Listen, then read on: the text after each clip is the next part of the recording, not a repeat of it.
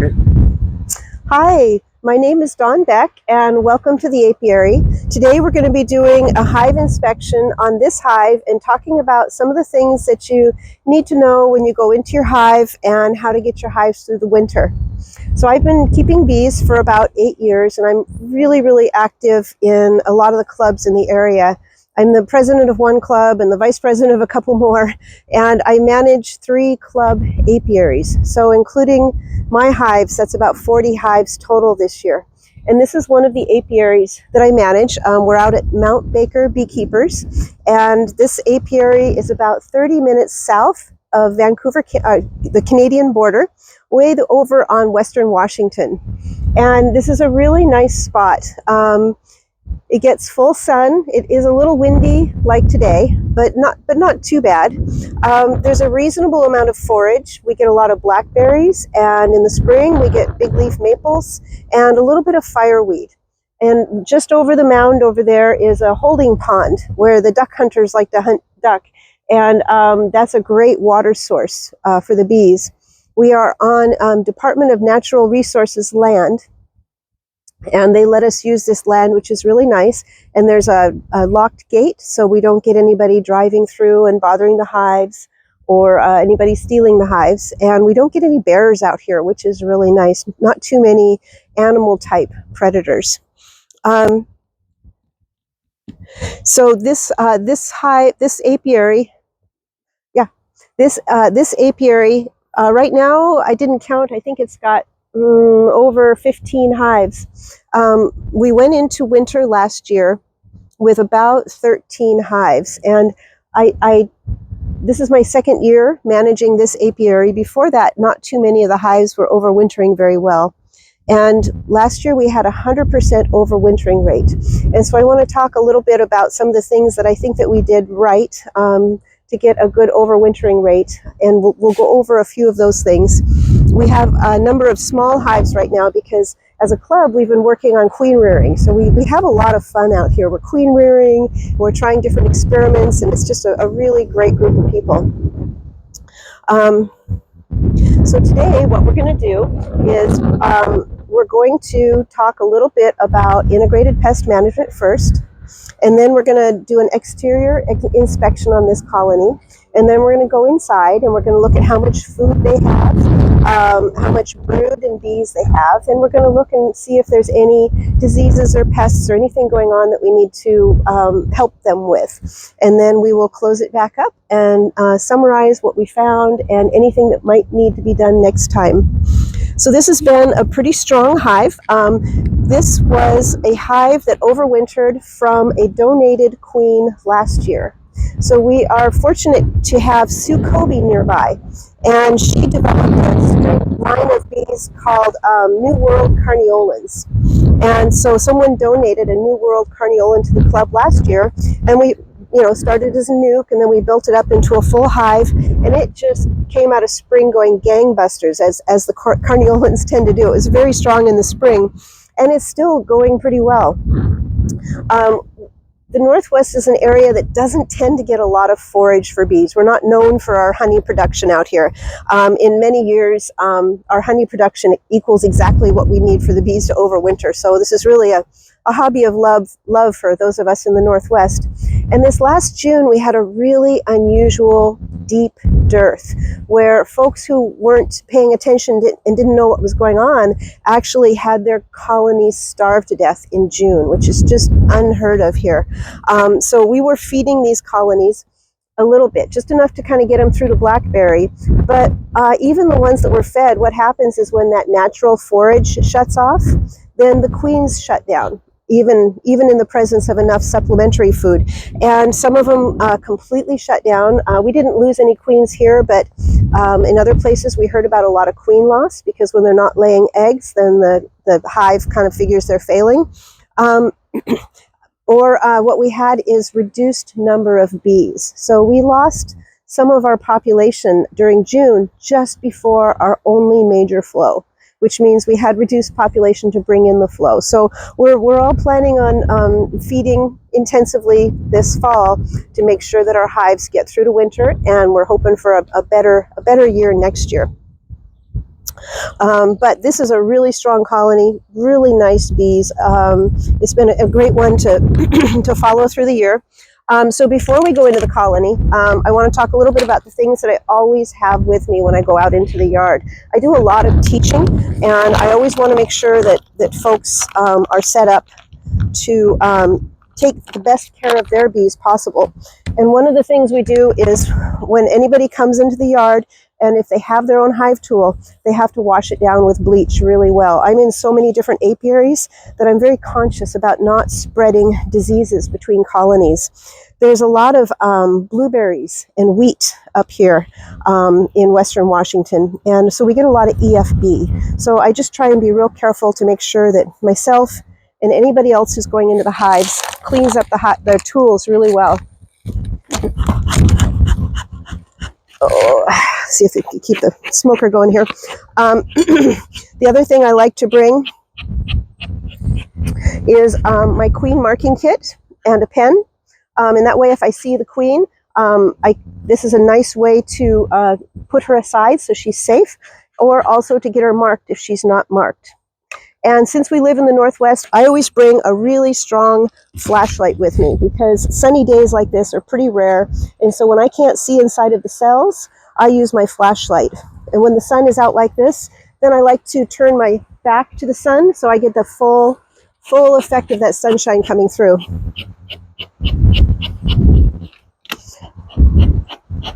There is a little bit of smoke coming through here, not a lot. We'll see how we can keep the smoker going today. So we're going to go into this hive. We're going to suit up first.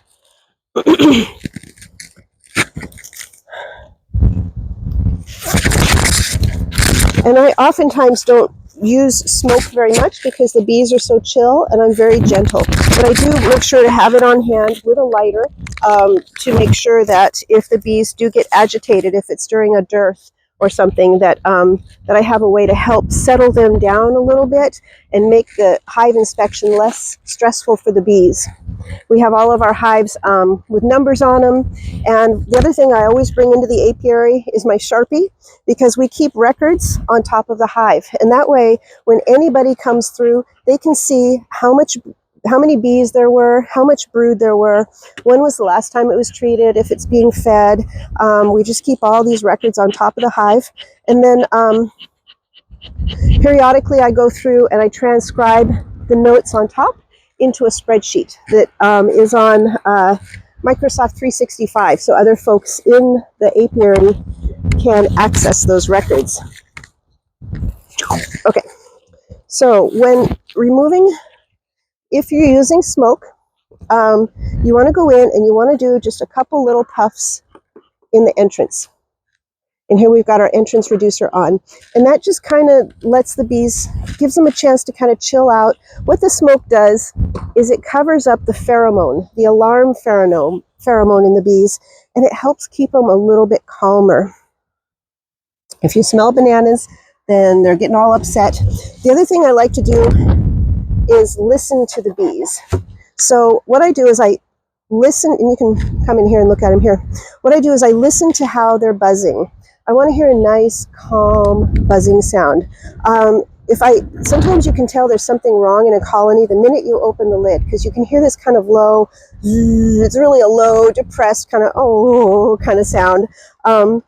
I like to hear that nice, medium, happy, content sound. If the pitch goes up, then I know that they're getting agitated. So I do a lot of listening to what the bees are telling us. So I put the lid on the ground here. And that gives me a safe spot to put the box when I remove it so I don't squish bees. So the lid always goes upside down, and then I use my hive tool to gently pry the inner cover off. Any kind of popping or thumping really upsets the bees. So I try to keep that at a minimum. The more gently you can work with the bees, the more pleasant the inspection will be for everyone. So the first thing I do is I come in here, and I look down at the bees and I count how many seams of bees there are. And in this case, I see bees in every single seam. So I would call this 10 frames of bees. And I count the frames of bees and the frames of brood pretty much every time, especially in the spring, maybe a little bit less in the fall. In the spring, I want to see how they're building up. And what we're seeing here when we look at the tops here is lots of white wax. And that means that there's a flow going on. And you know what? I forgot to take a peek at the bottom. Did we take a look at the front, or did I forget that? Oh, we forgot the front. I'm a little out of step here. So we're gonna cover these guys back up so they're nice and cozy, and we're gonna look at the front for a second. I want to see about 1 bee per second at least coming and going. Now we're about 8 o'clock in the morning here, so a lot of the bees are still home and the foragers aren't really out yet. But I want to look and I want to make sure that the front of the hive is clean. I don't want to see a bunch of dysentery poop on the front of the hive, which might indicate a gastric upset from dysentery. Or maybe some kind of a virus or fermented food can do that. I also want to make sure that the bees that are coming and going are really healthy, that they're not twitching, that they're not lethargic, that they have good activity to them. And then I look on the ground and I look for excessive dead bees. I'm not seeing any here, so we're not having any kind of large die-off. And I look to see if there's pollen coming in. Now it's a little early in the morning and I think folks are just kind of trying to figure out what the day looks like. But it's nice to see the pollen coming in on the bees. That means that's an indication that there may be brood in here, but it's not for sure, because even a queenless hive will continue foraging. Oh, that one just went in with pollen. So there's a little pollen going in early in the morning. And then you kind of look for guard bees. You want to see if the hive is excessively defensive. So what I like to do is I like to wave my hand slowly in front of the hive, and nobody even noticed. These guys are really calm and chill today. Sometimes if they get really agitated, that's a sign that there's a lot of robbing or maybe an animal pest there. But see, this little guy right here looks kind of like, oh, he just flew off. I thought maybe he was a guard bee. Sometimes you can see him questioning the bees as they come in, and it's pretty cute. So back to where we were. Let's go into the hive. We got a lot of bees kind of gathering up here, which is really nice. So I'm going to gently remove this again and set that down so I don't crush any bees. So moving really slowly with the hive tool, we looked and we can see there's likely a flow on, and we know the blackberries are still blooming because of this little bit of white wax here. They build the nurse bees that are around 12 days old, start making a lot of wax, more than almost of what they know to do with. And sometimes they just drop it all over the tops of the frames when there's a flow on. So we're going to gently bring up, oops, I'm going to come from this side, I think. We're going to gently bring up the number 2 frame. And the reason I always bring up the number 2 frame first is because the hive has a 5/8 inch bee space designed into a Langstroth hive, so that when you pull frames up, you're less likely to crush and roll bees. It gives enough space for that frame to come up. But on the outside edges, there's not 5/8 of an inch. Plus, the bees like to build brace comb going from the side wall to this first frame. And that makes little, almost like little daggers coming out of the wall. And if you drag a frame up along that, then you can gouge up the wax, possibly kill bees, maybe even kill your queen. So I always make sure there's lots of room before I pull up that number 1 frame. So then I'm going to bring this up, gently pull it out. There's lots of propolis on this one. And see what we have. So this is a food frame. So there's lots of good capped food going on here. So they're bringing in resources. This is a solid deep, so this is their food for winter. You can see the uncured honey over here that is glistening, that they haven't capped off yet. It may be cured, but they just haven't capped it yet. There's a good number of worker bees here kind of tending to the honey, moving it around, drying it out. So that's good. And then over on the other side, we have a few more bees. Oh, and here's some brood. So there's some brood on this side also. But we'll look at brood in a minute on another frame. This colony makes a lot of brood, which is really nice. But what they have is this rainbow of honey right here. And then when there's lots and lots of pollen, sometimes you see a row of pollen underneath that. I find with our bees, more often than not, they kind of put them in the pollen in random clusters. and not necessarily in that rainbow pattern. But the honey in the hive is the carbohydrates for the hive. It is the energy that the bees live on. So you want to see nice, clean cappings on the honey, no fermentation underneath. This is a wet capping where the honey, where the wax is laid directly on top of the honey, instead of that nice high white capping where there's an air bubble underneath. And I'm not seeing any pollen yet on this frame. We'll find some. We'll look at the pollen and talk about pollen. So when I set the frames down, I set them down, instead of sliding it all the way between the slats on the bench, I set it down just in 2 touch spots. So the least amount of bee squishing possible. So let's go into the next frame here. See what we've got. Ooh, that wind. There's quite a wind today. It's not very good queen mating weather. Yesterday was in the 90s, the high 90s, and it was very calm. And so I think we got some queens mated yesterday. I do try and keep these little rolls like this scraped off, because when you draw your frame up, these rolls can squish your bees just like the little things coming out of the sidewall. So I try and keep this bottom edge cleaned up. This is often where they make their drones or the queen cups, and then they patch them over. And speaking of queen cups, here's some queen cups. You can tell they're slightly older queen cups because they're brown. And I don't know if you can get in there with the camera and see, oops, not the shadow though, you can't have shadow. I don't know if you can see all the way into the bottom of that queen cup. I'm going to go ahead and tear it open a little bit.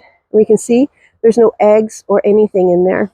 So queen cups have no eggs. Queen cells have eggs in them. And if you find a queen cell that has an egg or a larva in it, then you need to check with your mentor. First thing I would do, I'm going to scrape down these little daggers in here. And then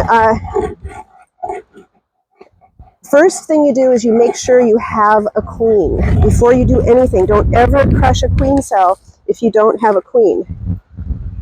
Now, I'm going to put this back in so that we only have one frame out at a time. And in fact, this frame is on the wind side. So I'm going to move it over here where it's protected from the wind. And that's a little easier on the bees. Keeps them less agitated. Okay, let's go into the next frame and see what we can see.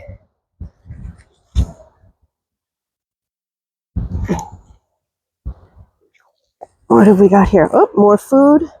So here we have some drones. I'm going to point out the drones here. These are cute little fuzzy guys. They have really big goggle eyes because their entire purpose in life is mating with the queen. And they have these round fuzzy butts. So they're big, and sometimes people can, here's some more here. Sometimes people confuse them with the queens. But you can tell, you just look for that little fuzzy butt and you know it's a drone. Plus the queen, hopefully we'll find the queen in here. The queen has a shiny black back, which I call her leather jacket. She's got this great leather jacket that kind of makes her stand out from the other bees. And then the rest of these, the colony was going to have about 8 to 15% drones, and about the rest of them, 85% or more of worker bees who do all of the work in the colony. They basically do everything that needs to be done except reproduction. In most cases, we don't want them reproducing. So because they're not fertilized, they don't go out and mate, and so they can only produce drones. Okay, oh, this is a beautiful frame. So this is this queen's kind of typical. She's got this beautiful brood pattern. This is all capped brood, which means there's a pupa under there. It's gone through all the stages from an egg to a larva, and it's been fed everything it needs, and now is just ready to emerge as an adult bee, ready to go out and start helping in the hive. And you can see a few holes in here where either a brood was cleared out or the queen missed that spot. And this is considered a pretty good brood pattern. A few holes like that are normal and actually desirable, because sometimes it's an indication of hygienic behavior where the queen has pulled varroa mites out of the hive. And then you can see a little bit of backfilling going on in here. That's something you want to watch for. It might be a sign that the colony is getting too crowded. When they start filling in with nectar, that the foragers are running out of room to put nectar. but also I think it has a useful purpose, and what it does is it kind of forces the queen down into the bottom box. So she's laying in the bottom box, and the foragers can bring in honey and store it in the top box. But when I see backfilling like that, I want to look through here and make sure that there's a few empty frames, so there's still enough room for both the queen to lay and the foragers. And I just realized I forgot to talk about IPM. I'm a little out of order today, but we're going to talk about IPM at the end. So here's another frame. Lots of nectar going in here. They're really kind of getting that queen pushed down. Now, let's talk about the health of the worker bees. So if I'm looking at worker bees, I want to see good, well-formed bees with nice straight wings. No K-wings, no wrinkled wings. Those are signs of virus, and if you keep your varroa load low, then generally your viral load stays pretty low. And I'm peeking at these little cups here. I know they're cups. On the brood, you want to see this capped brood. You want to see nice, smooth cappings. I didn't see a single chewed capping on that last frame, and I'm not seeing any here. That's a really good sign of healthy capped brood. If you see chewed cappings, then sometimes that means that there could be varroa in there, and that the nurse bees think there's something wrong, so they're chewing it open for a reason. So this is nice, healthy looking capped brood. Here is some pollen on this side. So let's see if you can see in there all the way into here. There's a little circle of pollen right there. Blackberry pollen is gray, so this has a kind of a grayish color to it. And it is the protein that feeds the entire colony. The bees raise the brood on it. And the nurse bees eat the pollen and convert that protein into royal jelly through vitellogenin and into brood food. And that is the protein that builds all of the bees. And again, we're seeing nice, healthy wings here, no stunted bees, and a good proportion of drones, not too many drones. And we are in mid-season right now, so this is mid-July, and so this is about what I would expect to see. We're at peak brood production right now, and we're going to start seeing that brood production declining a little bit as we get into closer to fall. So I'm going to take a quick peek here and see if we can find a good brood frame to look at here.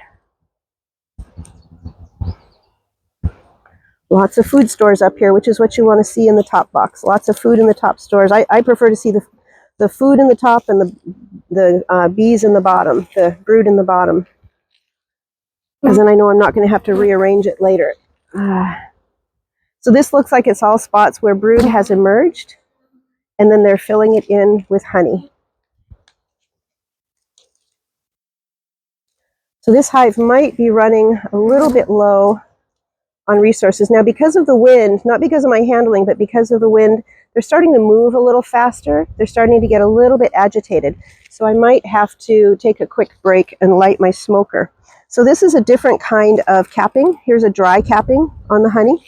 That means there's a little air bubble under there. And I kind of hear the pitch going up a little bit on the bees. I'm being very gentle, but they don't like the wind. So we're going to go into, let's go back to this frame here, because this had a really good selection of brood on it. And then we'll get these guys back in the hive. It's nice and warm today. It's already about 80 degrees. So let's zoom in here really close, and we'll try and get them in the light.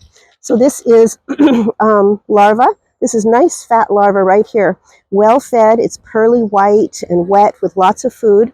This is a larva that is about to be capped. It will stand up straight in the cell and get capped. Over here, what we see is smaller, younger larva, where it's kind of just recently emerged from an egg, and you want to see that nice white puddle around it. I'm looking to see if I see any eggs here. We might have to go into the bottom box. I restricted the queen to the bottom box to help with filling up this top box too much a little bit ago. So I'm going to put this back in, and we'll go into the bottom box and see what we can find there. And when you're looking at larvae, what you're looking for is really well-fed, high-nutrition larvae. That pearly white color is important because if it's turning yellow, then the larva is possibly has EFB or some other brood disease. It's actually easier to see diseases in larvae sometimes than it is in the adult bees, because it gets very sickly yellow. It kind of flops over and deflates on the side of the hive, on the side of the cell.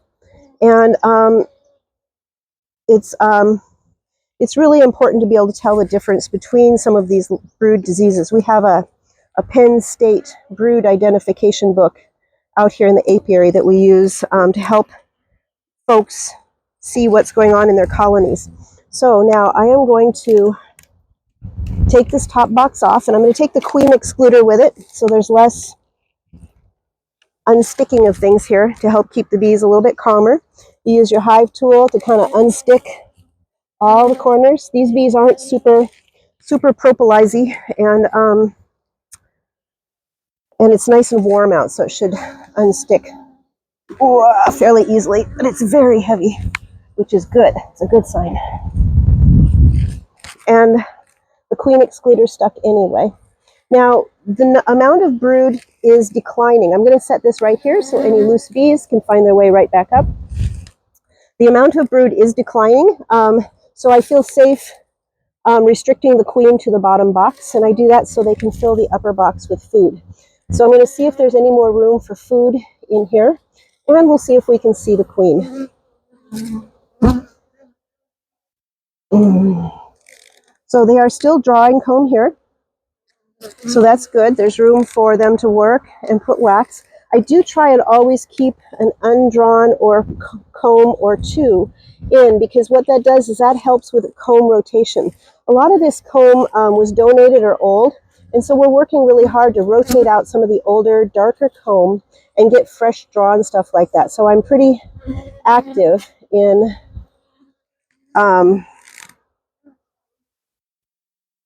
keeping the combs rotated. This is a beautiful, healthy, capped brood and pollen all in this frame.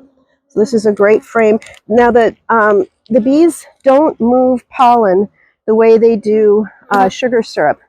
Once they pack it into a cell, it tends to stay there, and they put it close to where the brood is, because the nurse bees who feed the brood are between 5 and 12 days old, and they don't have the ability to march all the way across the colony to find where the pollen is stored. So they like to put it right near wherever the queen is laying her eggs.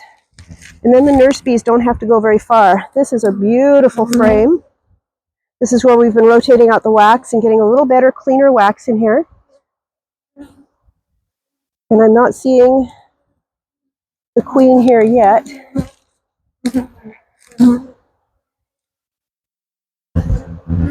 And this has a lot of food on it. So I am seeing there's still a little bit of room in here too, but not a lot. If I did put another box on here, I would put on a deep rather than a shallow super, because this isn't honey that we would harvest. This is honey that we would use all for the bees. And so in putting on deep frames, they're starting to get a little agitated. In putting on deep frames, it allows the bees to fill those up, and we can then share those deep frames with other bees for the winter. Well, they're getting a little agitated, and I don't think I'm going, oh, we've got eggs here, so that's right, I have one more thing to show here is eggs, and then we'll go talk about IPM. Now, can you get all the way in there, and can you see those eggs right there? Can you see them in the cells? Let's go in really close. There we go. There we go. So we have eggs there. So when you see eggs, that's a pretty good indication that there's a queen present. It's not for sure. If I saw loaded queen cells, even if I had eggs, I would want to find my queen to confirm that she was there. But seeing eggs is a really good sign that your queen was there within the last 3 days. I'm going to look at one more frame, and then I'm going to close this up. It is a little windy to have these guys open this long today. And let's see here. So again, the queen has a long body and a beautiful shiny leather jacket, more brood, really strong queen, really happy with this hive. No signs of disease in the brood or the bees. And I'm going to close this up now because they are not happy with me being in here. And before they get agitated, they're flying a little bit more, but they are fine. Okay, here we go. And this might need another deep box. I'm going to keep an eye on how the room is going, how they're drawing out these couple of frames in here, and if they're drawing them out fast enough so they have room, and if not, I might put that other box on. Our flow is just about done. We've only got about another week of blackberry flow, and then that's kind of it for the year. We don't have any knotweed in this area, so always bend your knees when you're lifting your boxes because these are very heavy. And so then what I do here is I just gently wave the box back and forth, and then the bees just kind of move out of the way. It really minimizes the number of squished bees. If you just kind of wave it there, then they generally move out of the way pretty well. And then we'll gently do the same thing here with the lid. Just do the magic swirl here. Kind of let them know something's coming. They don't like the tight spaces. And so they're pretty good about moving out of the way. Yeah, we got a little upper entrance form there. So let's talk about integrated pest management. So one of the number one things you can do to keep your bees healthy and help them over winter is manage your varroa mites. 80% of colony losses are due to the effects of varroa mites. And there's an integrated pest management is the least impact on the bees method of managing mites. So the first level of integrated pest management is finding a hygienic queen. And these New World carniolans have been shown to be pretty hygienic. There's two types of varroa management. One is hygienic, and that means that they go in and they pull out the varroa mites that they smell in the brood. So they'll chew up on those cappings and pull out the brood. And then the other is a grooming behavior, where the bees groom the varroa mites off of each other. And the varroa mites fall to the bottom of the hive, and that keeps them off of the bees. So you want to have a colony that has one or both, ideally, would be great. Queen is your first line of defense. And then after that, you always want to make sure that you are monitoring for your varroa, doing an alcohol wash on a regular basis. You don't know if you're managing your varroa if you don't know how many are in your hive. So you need to test on a regular basis to have that confidence to know that your management techniques are working. So if you are testing and you have a good queen, the next is mechanical. So all of these hives have screen bottom boards on them, and that way when the mites fall through, then they can't climb back up onto the bees. And that's a real good way to keep the mites down in the bottom board and away from the bees. The other nice thing about a screen bottom board is it has a pull-out that you can look at and examine the number of mites that are falling. It's not a control method, but it is a form of information of how many mites are dropping off of the bees in your hive. Now it varies from season to season and how many bees there are, but it's also really satisfying to do a treatment and see a few mites on the bottom board, knowing that you're getting them. That always feels pretty good. So screen bottom boards are good. Drone culling is good. Varroa might like to hang out on the drones, both the brood and the adults. And when you, in the spring, when you remove drones, then you're removing the places where the mites can reproduce. So it's a really good way to make sure that you have fewer mites in the fall by reducing their reproduction options in the spring. Drone removal doesn't work as well in the fall because there's fewer drones, and the idea is to prevent that buildup. So that needs to be happening in the spring. Screen bottom boards, drone comb removal, monitoring. I feel like I'm forgetting something, but I'll come back to it if I am. And so then if your mites count does get too high, then what you want to do is you want to treat your mites. And you do that by either using an organic treatment or a chemical treatment. Now, the two organic options are acids and natural not vaporizing, but fumigating. So fumigation is done with hops or thymol. There's two products that are all natural and help reduce the mites. I like to use the organic acids. I like to use oxalic acid and formic acid. And those are naturally occurring chemicals in nature. Oxalic acid is in green potatoes and spinach and rhubarb and all kinds of good sources. And it's already naturally occurring in the honey.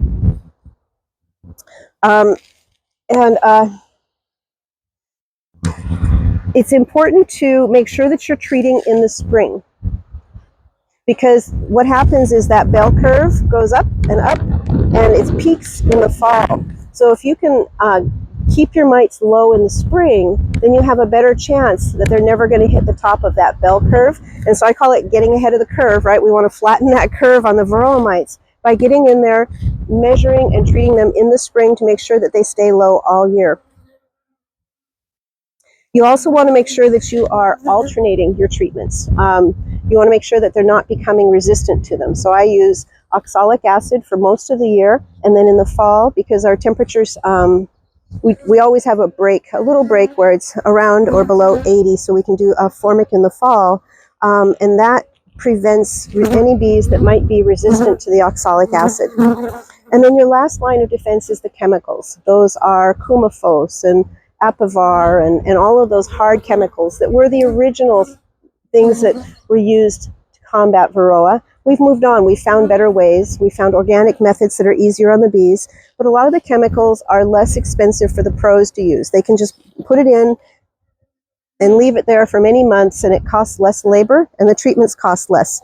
But we are hobbyists, so we have a little more time and a few more dollars to put into each hive to take care of them in the best way possible. So treat your hive, rotate whatever you're using, whatever you choose to use, treat, and then do a mite test to check and make sure that they are still under control.